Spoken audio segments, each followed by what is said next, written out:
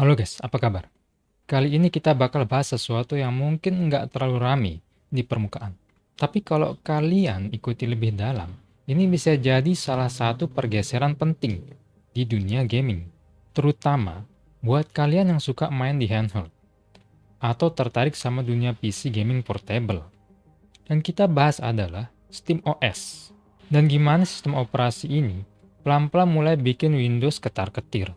Terutama di ranah handheld gaming kayak Steam Deck, ROG Ally, sampai Lenovo Legion Go. Sekarang gini, Windows itu kan udah jadi raja di dunia komputer. Tapi ketika Valve bikin SteamOS dan naruhnya di Steam Deck, banyak yang awalnya skeptis. Ah, Linux buat gaming, bisa apa sih? Tapi tahu nggak? Sekarang malah makin banyak gamer dan bahkan produsen yang pindah atau nyoba SteamOS. Bahkan Lenovo baru aja ngeluarin versi baru Legion Go S yang nggak pakai Windows sama sekali. Mereka langsung bundle sama SteamOS. Harga lebih murah, performa lebih oke, dan bebas dari semua keribatan Windows. Jadi hari ini kita bakal bahas, apa sih SteamOS dan kenapa bisa jadi ancaman serius buat Windows? Apa aja masalah teknis Windows 11 yang bikin user handheld frustasi? Seberapa jauh SteamOS bisa ngasih pengalaman gaming yang lebih ringan dan stabil? Dan yang paling penting, apa dampaknya buat masa depan ekosistem game portable? Aku bakal bawa kalian ngeliat ini dari dua sisi. Dari sisi pengguna biasa, dan dari sisi industri. Gimana para produsen sekarang mulai shifting ke arah OS yang lebih terbuka, fleksibel, dan enggak nyusahin. So, siapin cemilan, colokan charger handheld kalian, dan kita mulai obrolin ini dari dasar. Gimana sih ceritanya SteamOS bisa lahir, dan kenapa justru sekarang malah makin dilirik? Untuk benar-benar ngerti kenapa SteamOS mulai jadi perbincangan, dan bahkan dianggap bisa ngalahin Windows. Setidaknya, di dunia handheld, kita harus lihat dulu dari awal. SteamOS pertama kali diperkenalkan sama Valve sekitar tahun 2013, waktu mereka masih fokus ke Steam Machine, yang sayangnya enggak terlalu sukses. Waktu itu Linux belum matang, banyak game belum kompatibel, dan Proton, sistem yang sekarang jadi tulang punggung SteamOS, bahkan belum ada. Tapi Valve nggak nyerah. Mereka terus ngembangin SteamOS secara bertahap. Dan titik baliknya adalah saat mereka rilis Steam Deck tahun 2022. Ini adalah handheld gaming PC yang dilengkapi langsung dengan SteamOS 3, versi baru yang dibangun di atas Arch Linux dan desktop environment KDE Plasma. Disinilah semuanya berubah. Steam Deck bukan hanya sukses, tapi juga semacam eksperimen yang berhasil. Valve berhasil bikin Linux user-friendly. Bisa langsung dipakai main game.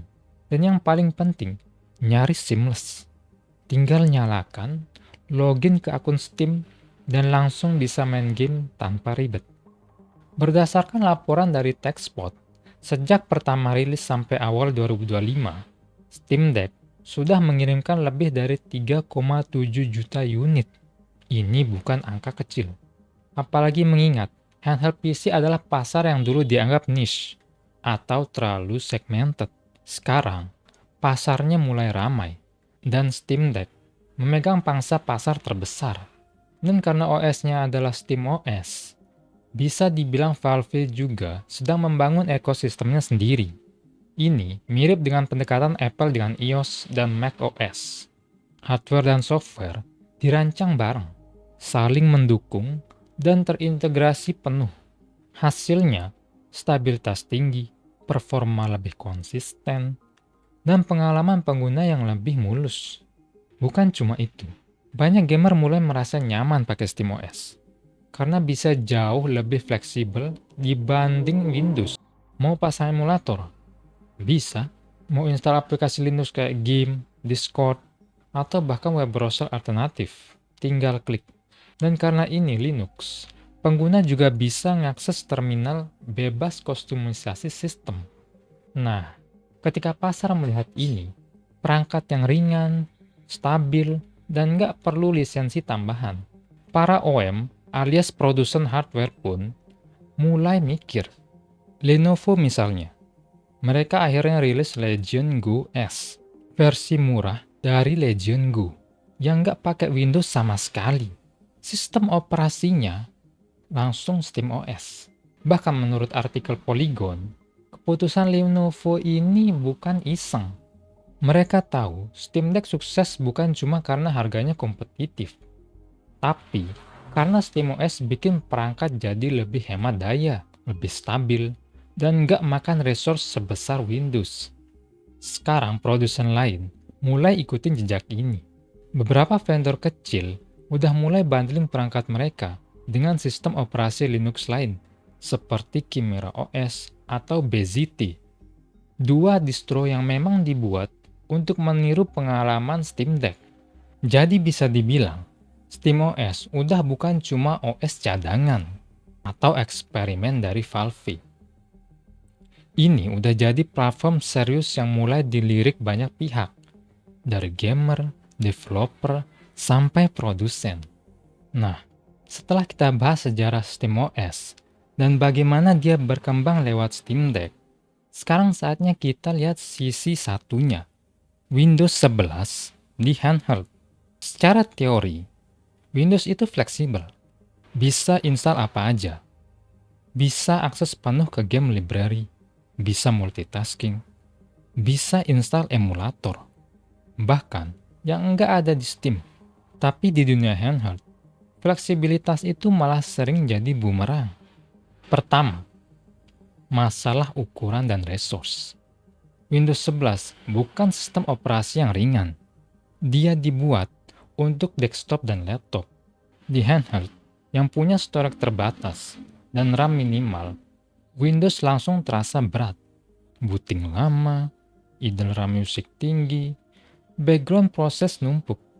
Contohnya aja, begitu Windows nyala, dia langsung jalanin berbagai service kayak Windows Update, Defender, Edge Prelude, Cortana, Indexing Service, dan banyak lagi. Semua ini nyedot RAM dan daya. Di desktop nggak terasa. Tapi, di handheld kayak ROG Ally atau Legion Go, ini bisa ngurangin performa game dan bikin baterai boros. Kedua, soal bug dan kompatibilitas. Salah satu masalah paling banyak dilaporkan sejak update Windows 11 versi 24H2 adalah crash saat wake up dari sleep mode. Banyak pengguna Steam Deck yang dual boot Windows ngalamin crash, freeze, bahkan corrupt file system pas device-nya bangun dari sleep. Dan ini bukan hal baru. Bahkan sebelum update 24H2, fitur sleep dan suspend atau resume di Windows selalu jadi PR kalau dipakai di perangkat custom atau non-OEM. Artikel dari TechRadar nyorot masalah ini dengan cukup detail. Mereka bilang, Microsoft belum kasih optimisasi khusus untuk handheld, padahal trennya lagi naik.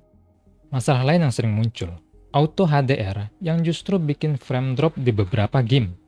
Mode gaming Windows yang tidak konsisten, kadang bikin performa naik, kadang malah sebaliknya. Driver support yang lemah. Banyak handheld harus pakai driver custom dari Reddit atau komunitas. Karena Microsoft nggak dukung secara resmi. Dan satu hal yang jarang dibahas tapi penting. Interface Windows itu nggak cocok buat layar kecil. Navigasi pakai touchscreen di Windows sangat menyebalkan. Ukuran tombol terlalu kecil, menu terlalu dalam, setting ribet, dan scaling DPI kadang nggak konsisten. Beberapa produsen kayak Asus dan Lenovo coba ngakalinya pakai launcher custom di atas Windows. Tapi tetap aja, itu tambalan sementara. Dasar masalahnya tetap belum berubah. Jadi ketika orang mengatakan Windows itu powerful, ya emang bener. Tapi kalau kita bicara soal handheld gaming yang butuh efisiensi, baterai irit, antarmuka simple, dan performa stabil, Windows masih terlalu berat dan belum siap. Dan inilah alasan kenapa makin banyak orang mulai cari alternatif. Salah satunya ya SteamOS itu sendiri. Sekarang kita masuk ke bagian yang paling teknis. Dan biasanya jadi pertimbangan utama para gamer, performa. Banyak orang mikir, Windows pasti lebih kuat dong. Kan udah lama jadi standar. Tapi ternyata, hasil benchmark di berbagai handheld justru nunjukin sebaliknya. Salah satu contoh paling jelas, datang dari Lenovo Legion Go S. Perangkat handheld terbaru yang dibekali SteamOS. Ketika dibandingkan langsung dengan versi yang pakai Windows 11, hasilnya mengejutkan banyak orang. Untuk game Cyberpunk 2077, Legion Go S yang jalan di SteamOS bisa dapat sekitar 59 FPS. Sedangkan versi Windows cuma dapat 46 FPS. Di game seperti The Witcher 3, SteamOS dapat 76 FPS. Windows mentok di 66 FPS. Game ringan kayak Dead Cells atau Hades yang idealnya hemat daya di SteamOS bisa tahan sampai 6 jam lebih. Sementara di Windows, rata-rata cuma 3-3,5 jam sebelum baterai habis. Lalu kenapa bisa beda sejauh itu? Padahal hardware-nya sama persis. Jawabannya ada di efisiensi. SteamOS itu dibuat khusus untuk gaming. Sistem ini nggak punya bloatware. Nggak ada update sistem yang tiba-tiba muncul saat main. Nggak ada antivirus yang scan diam-diam. Proses background yang jalan benar-benar minimum. Windows, walau sudah ada fitur game mode, tetap aja ada banyak service yang tetap aktif. Mulai dari Defender, Update Checker, Telemetry Service, dan sampai Task Scheduler yang ngatur segala macam hal di belakang layar. Bahkan waktu idle, RAM usage SteamOS bisa cuma 800 MB sampai 1 GB. Sementara Windows bisa nyentuh 2 sampai 2,5 GB. Kadang lebih kalau update belum beres. Jadi otomatis, resource yang harusnya bisa dipakai game malah kepotong buat sistem. Belum lagi soal penggunaan GPU. SteamOS bisa memprioritaskan game dengan lebih efektif lewat shader pre-caching. Jadi ketika kalian main game udah siap jalan dengan optimal. Efeknya kerasa banget buat game berat. Loading time lebih cepat, frame rate lebih stabil, dan yang paling penting, suhu perangkat bisa lebih dingin karena efisiensi daya lebih baik. Dan jangan lupa, efisiensi ini juga bikin kipas enggak berisik, baterai tahan lama, dan pengalaman main jadi lebih nyaman. Kalau kamu main game di luar rumah atau di transportasi umum, semua hal ini penting banget. Karena bukan soal seberapa tinggi FPS-nya, tapi seberapa konsisten dan nyaman performanya. Jadi secara keseluruhan, SteamOS memang nggak bisa install semua software seperti Windows. Tapi buat pengalaman main game, apalagi di handheld, OS ini udah bisa kasih performa yang lebih ringan, lebih stabil, dan jauh lebih irit. Nah, ini bagian yang sering bikin orang ragu buat pindah ke SteamOS. Pertanyaannya, kalau game aku semua buat Windows, bisa jalan juga nggak di SteamOS? Dan jawabannya, iya, bisa. Bahkan sekarang bisa banget. Valve udah siapin solusi yang namanya Proton. Proton ini bisa dibilang semacam lapisan penerjemah. Dia ngebantu game Windows bisa jalan mulus di sistem operasi Linux, tanpa kamu harus ngoprek atau install emulator manual. Sebenarnya Proton ini dibangun dari proyek open source bernama Wine, yang udah lama dikenal di dunia Linux, buat jalankan software Windows. Tapi, Valve masuk dan modifikasi besar-besaran, supaya performa gamingnya jauh lebih stabil dan optimal. Sekarang, hampir semua game di Steam bisa langsung dicoba di SteamOS lewat Proton. Bahkan judul-judul berat dan populer seperti Elden Ring, Cyberpunk, Baldur's Gate 3, Red Dead Redemption 2, semua bisa dijalankan lewat Proton. Bukan cuma jalan, tapi kadang malah lebih stabil dari versi Windows. Valve juga punya fitur penting lainnya, yaitu shader pre-caching. Ini sistem yang mempersiapkan shader game sebelum dijalankan. supaya enggak stutter atau nge-lag di tengah-tengah gameplay. Jadi, kalau kamu main game untuk kedua kalinya, loading dan transisinya bisa jauh lebih halus. Banyak pengguna Steam Deck melaporkan pengalaman main yang lebih lancar dibandingkan saat main game yang sama di Windows, bahkan di hardware yang identik. Satu lagi keunggulan teknis yang mulai jarang dibahas, driver Vulkan dan OpenGL di Linux sekarang sudah sangat matang. Vulkan, khususnya, sering performanya lebih baik di Linux, karena implementasinya lebih ringan dibanding DirectX di Windows. Lalu gimana soal game yang pakai anti-cheat? Dulu ini jadi kendala. Tapi sekarang, sebagian besar layanan besar seperti Easy Anti-Cheat dan BattleEye sudah bisa mendukung Proton, asalkan developernya mengaktifkan dukungan tersebut. Dan untungnya, makin banyak game yang sekarang ikut aktifin itu. Jadi secara teknis, Proton udah bukan sekedar alternatif. Sekarang, dia udah jadi jembatan utama yang bikin SteamOS bisa bersaing langsung dengan Windows. Bahkan, Valve terus update Proton secara berkala. Dan ada juga komunitas yang bantu kembangkan versi modifikasi, seperti Proton GA buat kompatibilitas yang lebih luas. Intinya, selama kamu main game di Steam, hampir 90% dari game yang tersedia sekarang bisa langsung dimainkan di SteamOS, tanpa perlu dual boot atau tweak yang ribet. Dan jangan lupakan juga, ekosistem modding di Linux sekarang makin berkembang. Banyak game bahkan bisa dijalankan lebih bebas, tanpa batasan DRM ketat, seperti di Windows. Sekarang kita masuk ke bagian yang bisa dibilang paling menarik. Respon dari industri dan komunitas. Karena bukan cuma gamer aja yang mulai pindah ke SteamOS atau Linux-based OS, tapi pabrikan hardware dan bahkan komunitas developer juga mulai ke arah yang sama. Yang paling mencolok tentu aja Lenovo.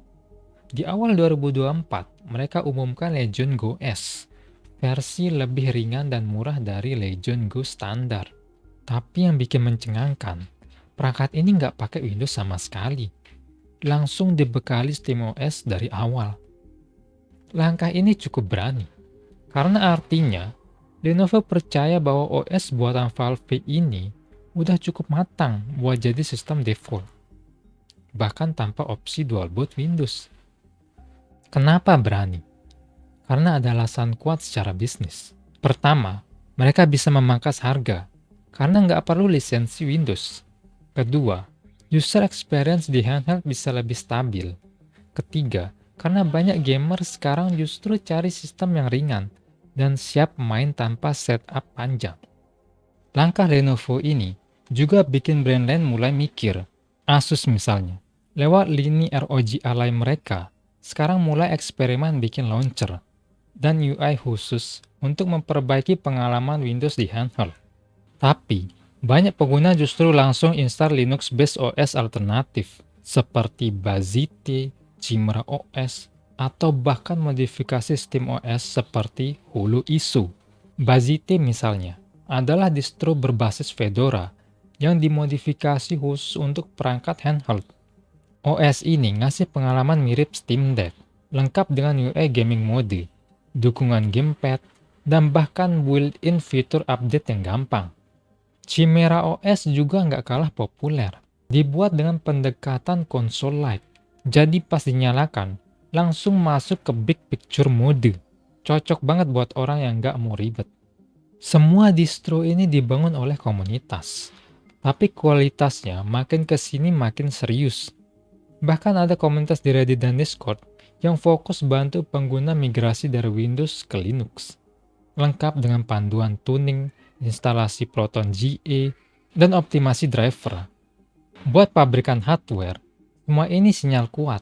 Karena kalau komunitas saja bisa bikin OS yang stabil dan ringan, kenapa mereka nggak kerjasama langsung dengan tim-tim ini atau Valve untuk bundling di produk berikutnya? Dan dari sisi branding, pakai SteamOS atau Linux juga bisa jadi selling point. Kami jual perangkat gaming portable, langsung bisa main, bebas Windows. Ini jadi alternatif baru di pasar yang dulunya terlalu tergantung sama satu platform. Meskipun Microsoft belum terlalu kelihatan panik, mereka sebenarnya udah mulai coba ngejar. Jadi bisa dibilang, Valve dan komunitasnya udah lebih dulu start.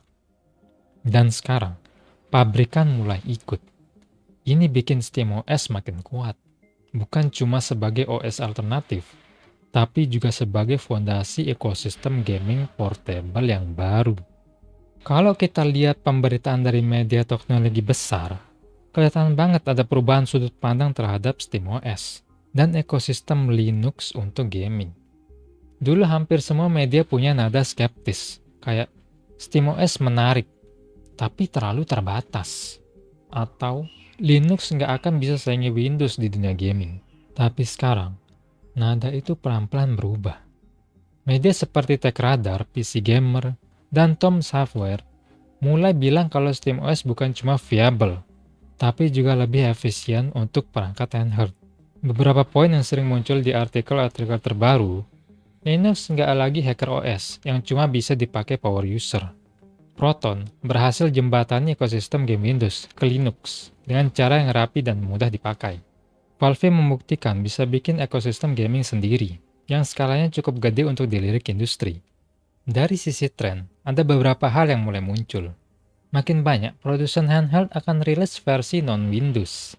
Entah itu pakai SteamOS atau distro berbasis Arch atau Fedora, yang dimodifikasi buat gaming. Komunitas Linux gaming makin solid. ProtonDB, GitHub, Reddit, semua terus update, support, dan bahkan lebih cepat ditanggap dibanding Microsoft kalau ada bug. Game developer juga makin sadar. Banyak yang mulai aktif tes game mereka di Linux Steam Deck. Bahkan, masukkan level verified on deck, sambil selling point. Dan yang paling penting, user biasa pun mulai nyaman dengan alternatif selain Windows. Ini dulu susah banget dibayangkan, tapi sekarang, banyak user Steam Deck bahkan nggak mau balik ke Windows, karena udah ngerasa cukup dengan SteamOS. Jadi bisa dibilang, semua ini bukan cuma soal OS mana lebih kuat, tapi soal arah industri. Kita lagi lihat transisi pelan tapi pasti, dari ekosistem tertutup ke ekosistem yang lebih terbuka. Dan yang mimpin, justru komunitas dan developer kecil. Kalau tren ini terus jalan, bisa aja dalam 2-3 tahun ke depan, OS berbasis Linux, entah SteamOS atau turunan lainnya, bisa jadi default baru buat handheld gaming. Bukan cuma karena lebih ringan, tapi juga karena industri mulai capek sama semua batasan dan beban yang dibawa Windows. Dan ini bukan cuma isu teknis. Ini soal siapa yang berani kasih platform yang benar-benar dengerin kebutuhan gamer. Oke, jadi itu pembahasan panjang kita soal SteamOS. Dan gimana sistem operasi ini pelan-pelan jadi ancaman serius buat dominasi Windows. Khususnya di dunia handheld gaming. Kita udah lihat dari banyak sisi. Dari sejarahnya, performa real di lapangan, efisiensi daya, sampai respon dari produsen hardware dan media. Semua ngasih sinyal yang jelas. SteamOS bukan lagi OS sampingan. Ini udah jadi pemain utama. Dan yang menarik, semua ini bukan didorong dari atas. Bukan dari korporasi besar atau strategi pemasaran agresif. Tapi justru lahir dari komunitas. Dari developer yang frustasi sama Windows. Dari gamer yang pengen sesuatu yang lebih ringan dan simple. Kalau tren ini lanjut, bisa aja beberapa tahun ke depan, kita akan lihat lebih banyak perangkat tanpa Windows. Bisa jadi kalian beli handheld gaming, dan SteamOS sudah jadi defaultnya. Atau bahkan, desktop gaming PC pun mulai ditawarkan versi non-Windows. Karena orang udah makin terbiasa pakai alternatif. Buat yang masih ragu, nggak ada salahnya untuk coba. Bisa mulai dari install dual boot, atau nyoba distro kayak Chimera OS di USB drive. Dan dari situ biasanya bakal kebuka mata. Ternyata banyak hal yang bisa lebih simpel di luar Windows.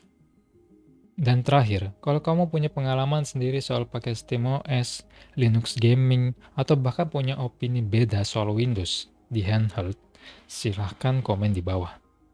Aku pengen tahu juga perspektif kalian kayak gimana.